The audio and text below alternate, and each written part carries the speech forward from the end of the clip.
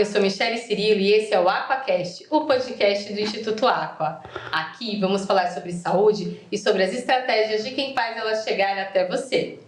E o nosso convidado de hoje é o Zaqueu Zutin. Ele é coordenador da Tecnologia da Informação do Instituto Aqua. Seja bem-vindo, Zaqueu. Olá, Michele, obrigado. Zaqueu, eu queria que você começasse falando para a gente sobre a importância da segurança da informação para as empresas. Por que ela é tão crucial? Bom, como nós sabemos, Michele, nos dias de hoje, todo dado da empresa, ela se torna um bem bem valioso, um dos bens mais valiosos da empresa. Então, temos que tratar ele da melhor maneira e com a maior segurança possível. Com isso, temos estratégias para que isso seja feito através de alguns controles, para que essas informações elas se tornem informações legítimas e que, com isso, a gente evita que haja ataques. Não, porque ataques sempre vai haver. A gente minimiza esses riscos de ataques cibernéticos para que a gente possa ter os dados bem seguros na instituição. Sim, e falando nesses ataques, quais são as principais ameaças cibernéticas que as empresas enfrentam hoje? Bom, hoje existem várias, mas as mais comuns que nós temos são os phishings.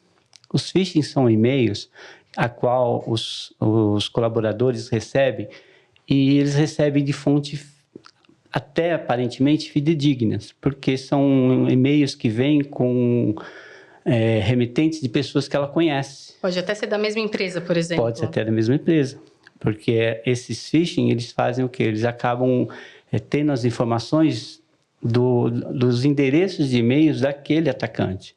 Então, como ele acha que é um e-mail que ele conhece, ele vai abrir. E quando ele abre, o ataque acontece.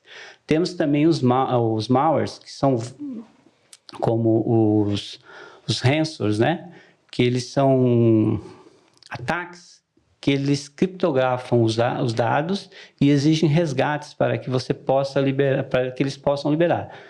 O ideal é que não seja feito esse pagamento, e sim que a gente consiga tratar ele de outras maneiras, com backup, com segurança, né? E tem também outros tipos, como a engenharia social, que a engenharia social ela é tratada internamente com os próprios colaboradores. São pessoas que trabalham no psicológico da pessoa, para que eles possam obter informações privilegiadas daquele colaborador. E com essas informações, eles trabalham e fazem o ataque. Entendi. Como criar uma política de segurança, então? Seria o caso mais indicado, certo? No caso, a política de segurança, ela torna um procedimento oficial onde você começa a tratar os riscos da empresa, quais são as vulnerabilidades, né? Através daquelas vulnerabilidades, você cria uma política, onde essa política vai tratar o quê? Vai tratar a forma de como você cria uma senha, onde você coloca uma segurança na senha, vai tratar a forma de como o colaborador acessa a rede, como ele acessa a internet, quais os procedimentos para que isso seja feito, são protocolos de segurança, né? E através disto, a gente consegue conscientizar os colaboradores e mostrar para eles qual é a real importância da ação deles no acesso às informações do Instituto, porque eles são os maiores responsáveis pelas informações também. Eles têm que ter essa conscientização de que a informação está na responsabilidade deles. E com essa política, a gente cria procedimentos e protocolos onde a gente consegue educar os colaboradores com isso. Sim, porque um clique pode vazar informações, né? Com certeza. Realmente sigilosas ou que são estratégicas para a empresa. Então, cada funcionário conta, né? Uma peça fundamental. Sim, eles acabam sendo, de certa forma, um ponto vulnerável para esses ataques. Então, nós temos que ter essa política bem planejada, bem implementada, para que a gente minimize esses ataques. Certo. E quais as ferramentas, né, que você recomenda? Para a parte de segurança, nós trabalhamos com algumas ferramentas, que são os firewalls de borda, né? Esses firewalls de borda, eles fazem o controle de tudo que entra e sai da rede. Então, através dele, a gente consegue bloquear ou liberar um acesso. Temos os antivírus, né, que são instalados na máquina, que também ajuda nessa proteção. E a conscientização também, como eu falei, a conscientização ela é um dos procedimentos mais um dos pilares dessa política, né? Porque não adianta a gente implantar toda a segurança e o colaborador não ter a ciência do que realmente ocorreria se ele perdesse esses dados. Entendi. Então, realmente é uma coisa que tem que ficar ali o tempo todo. Não adianta implementar a política e não fazer, vamos dizer, uma reciclagem, um lembrete ali para o funcionário no dia a dia. Sim, a conscientização ela é fundamental. E dentro disso que você falou, a política ela é um documento que de tempo em tempo ele tem que estar sendo renovado e verificado, porque sempre tem alterações nas informações, nos procedimentos. Então, assim, tanto é que na política a gente coloca lá os versionamentos, para cada vez que você faz uma alteração, você cria um versionamento, você cria um novo treinamento, você cria uma nova conscientização, porque esse é o ponto fundamental da segurança. É porque os hackers estão aí, né? Então, a cada dia eles inventam uma brechinha para conseguir adentrar, né? Realmente, eles estão sempre trabalhando para isso, né? A função deles é tentar achar a brecha e a nossa é tentar fechar essa porta para que a gente possa minimizar esses impactos. E aí, sobre a importância de capacitar os colaboradores, é isso, né? É você mostrar para eles a ferramenta, a importância para que serve, para que a todo momento, durante o período de trabalho, as pessoas estejam atentas e não caiam nessa de abrir um e-mail, por exemplo, de um colega de trabalho e que seja, na verdade, um hacker tentando entrar ali, certo? Correto, isso é daí mesmo. A conscientização do colaborador é fundamental. O treinamento, toda a parte de controle da rede, dos dados, isso daí é como eu falei, não depende só de uma ferramenta, depende do todo, do colaborador, da ferramenta, do gestor, do técnico, tem que estar tudo envolvido para que a gente possa minimizar esses impactos. E falando um pouquinho sobre a internet das coisas, quais os benefícios disso você vê hoje? Hoje, com a internet das coisas, o que ocorre é que todos os nossos dispositivos, todos os nossos equipamentos estão interconectados. E com isso, nós conseguimos trabalhar com ferramentas de colaboração e através disso a gente trabalha de uma forma que a gente seja mais proativo. A colaboração, ou antigamente, se você deixasse o seu computador em casa, você não tinha muito o que fazer, né? Hoje não, hoje você tem o computador, você tem o tablet, você tem o seu celular, então tudo eles estão interligados. Então aí, com essa interligação, fica mais fácil para você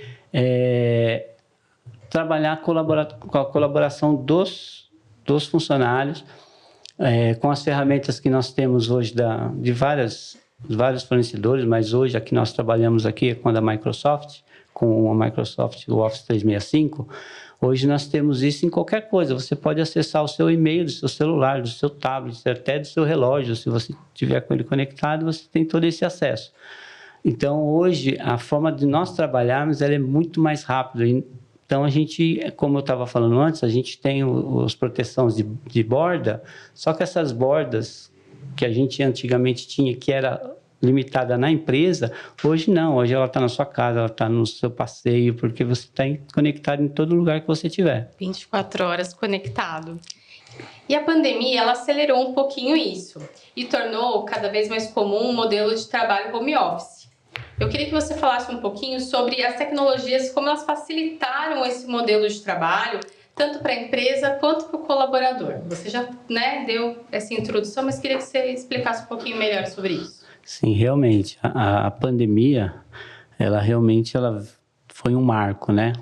Teve um marco nesse ponto aí em relação às empresas terem que se reinventarem nessa parte para poder adequar os colaboradores que não poderiam mais sair de casa, tinham que continuar trabalhando, que tinham que fazer os procedimentos deles normais. Então, houve esse boom aí na parte de ferramentas de acesso remoto, como tem a VPN, tem outros softwares de acesso remoto, como eu te falei, as ferramentas da Microsoft, que você consegue trabalhar de qualquer lugar. Então, através, infelizmente, dessa situação que ocorreu no país e no mundo, na parte da tecnologia, ela cresceu muito com isso. desenvolveu muito na parte de ferramentas para poder atender essa demanda realmente.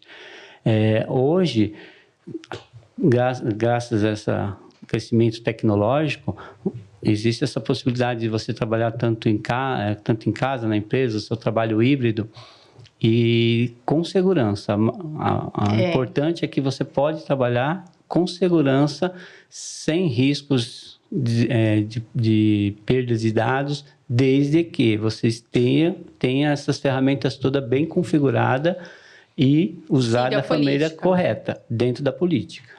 Sim. E falando um pouquinho da comunicação interna, né? Como ela também pode ajudar no engajamento dos funcionários dentro desse cenário de transformação digital?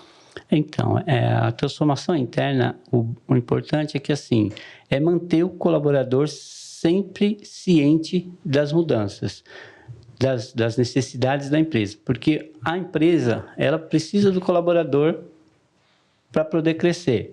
E o colaborador consciente, instruído, com ferramentas para trabalhar de forma mais fáceis, eu diria, de forma mais fácil. Porque antigamente existia uma barreira aí de cultura, né? Que o colaborador estava sempre fazendo de um jeito, se você levasse uma solução para ele, ele ia, não vai dar certo. Hoje, essa barreira já caiu bastante. Então, assim, hoje está todo mundo querendo aprender o novo, né? E através dessa comunicação, de passar para os colaboradores, não só para ele chegar para ele e falar, você vai fazer assim, não, você vai fazer assim, assim, por causa disso. Então, eles estão mais atentos a essas informações e como as informações hoje elas são mais disseminadas, tem mais facilidade, então eles estão a par dessas informações também, e com isso fica mais fácil de você levar até ele essa demanda e pôr em prática no dia a dia. E essas ferramentas de comunicação interna também agilizam o lado de todo mundo, né? O funcionário de uma unidade pode conversar com o de outra, ou ter acesso às unidades da outra, e isso facilita também a agilidade do trabalho, não? Sim. Como nós trabalhamos em unidades, nós temos essas interligações. Eu não preciso estar indo de unidade em unidade. Ou solicitar por e-mail dado específico, já dá para ter acesso por ali, certo? Sim, e até mesmo com as ferramentas hoje, por segurança, você consegue compartilhar essas informações única e exclusivamente com aquelas pessoas que precisam ser. Você tem que mandar um arquivo para um colaborador. Sem querer, você erra o e-mail daquele colaborador, outra pessoa vai receber. E hoje, com as ferramentas, você faz com que a pessoa que recebeu, ele não consegue abrir o documento. Olha só. Ele recebe, mas não consegue abrir. Porque quando você enviou, você determinou, através de regras e políticas, que aquele documento ia para tal pessoa e só aquela pessoa poderia abrir. E se você quisesse que ela só abrisse, não editasse ou não fizesse download, também ela não iria fazer. Hoje as ferramentas nos dão essa possibilidade de trabalho. Realmente é a era da tecnologia transformada pós-pandemia, né, Zaqueu? Com certeza. Quais são as principais ameaças cibernéticas que as empresas enfrentam hoje em dia?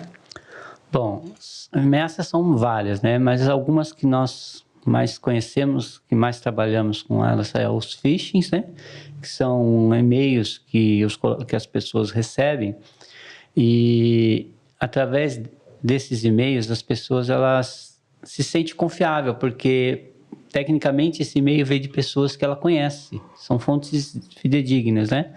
Então, sem receio nenhum, ela vai e clica no link e abre. A partir daí, ela acionou um software que provavelmente vai roubar os dados dela, vai instalar algum software que monitora a máquina, e aí entra a vulnerabilidade dessa máquina. Sem o colaborador ficar sabendo de nada, porque é como se ele tivesse aberto, não deu nada, mas o software está rodando por trás e coletando informações de banco, até dados pessoais da pessoa. E da própria empresa também. Da própria empresa, consequentemente da própria empresa. Tem também os ransomwares, né? Que são que está dominando aí na mídia, o que mais fala por causa dos ataques cibernéticos, são malwares que eles meio que criptografam todos os seus dados. E para que você possa ter esses dados recuperados, eles exigem um resgate, um pagamento, e um pagamento normalmente em bitcoins. São pagamentos altos, são valores altos.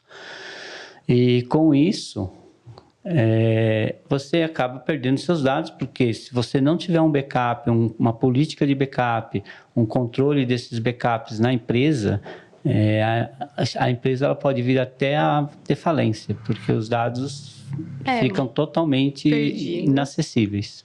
Inacessíveis. Sem a chave não abre. Tem casos de pessoas que pagam esse resgate, mas não é o que aconselham, até mesmo porque você está tratando com criminosos. Sim. Então, você pagar não é garantia de receber. Então, é um risco grande para você fazer esse pagamento. Você já perdeu os dados e vai perder o que pagou também. Tem também ataques de DDoS. Esses ataques de DDoS são ataques que a gente chama de força bruta. É como se ele estivesse forçando a porta para entrar. Então, ele fica mandando tentativas de ataque constante. E existem casos de que quando um ataque de DDoS, como já ouvimos falar, teve sites de entidades públicas que caiu, que sem acesso, quando estavam tentando acessar, devido a esses ataques de DDoS. Por quê? O que acontece? Ele manda uma requisição muito alta para esse site, que o servidor, que é onde esse site está hospedado, ele não consegue responder a tudo isso, e aí ele entra em looping e perde a conexão, o site fica fora do ar. Entendi. Em alguns casos, até danifica o sistema do servidor, e aí tem todo um processo aí para poder recuperar novamente esse site, até ele subir e voltar a atuar. Já foram horas, muitas vezes. Então, se é um caso de uma empresa que está tendo até mesmo um e-commerce, se ele sofre um ataque desse, ele fica fora do ar um bom tempo. Quantas vezes ele vai perder com isso, né? Tem também o Inside Trader, que são vírus que eles... O que acontece? Eles interceptam os e-mails. Então, vamos supor, você está esperando um boleto de um fornecedor para pagar. E você recebe o boleto e você paga. Só que quando você paga, você vê que esse boleto não é o boleto que você estava esperando. Por quê? Ele foi interceptado, houve essa troca de boleto e você pagou. Porque assim, você não vai desconfiar, porque você está esperando aquele e-mail. Você sabe que é aquele boleto. E o endereço que é entregue também é o endereço que você está esperando. Mesma coisa. O que muda é só o boleto mesmo. O código de barra do boleto vai mudar. Em alguns casos muda o banco. Mas a hora que você vê, você já pagou. O prejuízo já foi concretizado. E não tem o que você fazer, não tem como você reclamar com a empresa vai te mandar outro boleto e você vai pagar de novo. Sim. Porque não tem recurso para isso. Porque isso é vulnerabilidade da segurança, né? No caso, na segurança do e-mail. Existem vários outros também, né? Na parte de ataques de hackers, as malwares. Malwares são vários ataques que coloca como malware, mas são ataques mal intencionados, onde com certeza ele vai te trazer prejuízo, ou prejuízo financeiro, ou prejuízo de danificar sua máquina, tem vários tipos. E hoje, o que mais a gente tem nos nossos e-mails são esses e-mails maliciosos, né? Então, a gente tem que estar bem atento aos e-mails. Na dúvida, não clique em link, só mesmo com muita certeza e perguntando ainda se for o caso. Porque é bem arriscado mesmo. É melhor prevenir do que depois, né, pagar o preço aí para esses criminosos. Com certeza. Tá certo. Quais as ferramentas você recomenda e como que a automação pode beneficiar a produtividade da empresa? Bom, as ferramentas existem várias no mercado também, né? Nós trabalhamos com a Microsoft e com ela nós temos um hub de ferramentas. que através do Teams nós conseguimos trabalhar com vários aplicativos da Microsoft, onde a gente nós temos o próprio Teams, que é uma ferramenta de mensageria, né, onde você consegue compartilhar informações, compartilhar arquivos, fazer videoconferências com os colaboradores, facilitando assim a colaboração entre a equipe, né? E além do Teams, nós temos o SharePoint, que são ferramentas da Microsoft, onde a gente consegue trabalhar com compartilhamento de arquivos, com armazenamento dos arquivos em nuvem, trazendo uma maior segurança para esses arquivos, com o controle de segurança que a Microsoft oferece. Tem também ferramentas de interação, como o site de colaboração de intranet, o Viva Insights, tem Viva Learn, que é um software onde você cria cursos, você adiciona cursos para você poder treinar a equipe, treinar os colaboradores, sem precisar em outras plataformas, tudo dentro da plataforma interna da empresa. Que também garante mais segurança. Mais segurança, e você leva exatamente o que você precisa ensinar para os colaboradores da forma que você treina eles no dia a dia. Tem também ferramentas de outros fornecedores que você utiliza para fazer gestão de projetos, como o Trello, né? Você consegue compartilhar com os colaboradores. Tem a Asana. Então, ferramentas para que a gente possa ter produtividade com segurança, existem muitas. A questão é como a gente vai implantar essas ferramentas conforme a necessidade de cada departamento. Então, hoje, a gente faz um planejamento com o departamento, levanta as necessidades e implanta a ferramenta dentro daquela necessidade. Dentro da realidade de cada setor. Para que a gente possa, com isso, ter um controle. Por quê? Porque informação é uma coisa muito importante hoje. Então, o que a gente faz? A gente leva a informação de uma forma que a pessoa só vai ter aquilo que ela precisa ter. Ela só vai acessar aquilo que ela precisa acessar. Então, essas condições, apenas as ferramentas podem nos dar. Por isso que a gente precisa trabalhar bem quais ferramentas utilizar e como utilizar. A gente tem casos de serviços que o colaborador ele faz, que todo dia a mesma coisa. Eu vou mandar todo dia eu tenho que mandar um e-mail para X quantidades de fornecedor. Então, o que a gente faz? A gente, através das ferramentas, nós criamos automações, onde você cria lá a automação, você põe os procedimentos, você fala o que você quer fazer, e a partir dali, todo dia você programa para que todo dia aquele e-mail seja enviado para X fornecedor. Todo dia, da forma que você quiser, vai ser feito. Então, é nessa forma que a automação ajuda os colaboradores a maior produtividade. Então, ao tempo que ele tinha perdendo, mandando aqueles e-mails, ele começa a ocupar de outra forma. Menos de um minuto, aquele e-mail foi enviado, ele pode despender a energia dele em outra atividade. Em outra atividade, em outro projeto.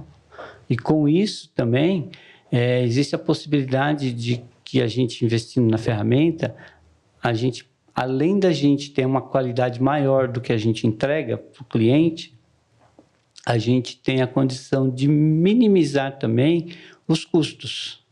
Porque com isso você ganha tempo, você evita retrabalho.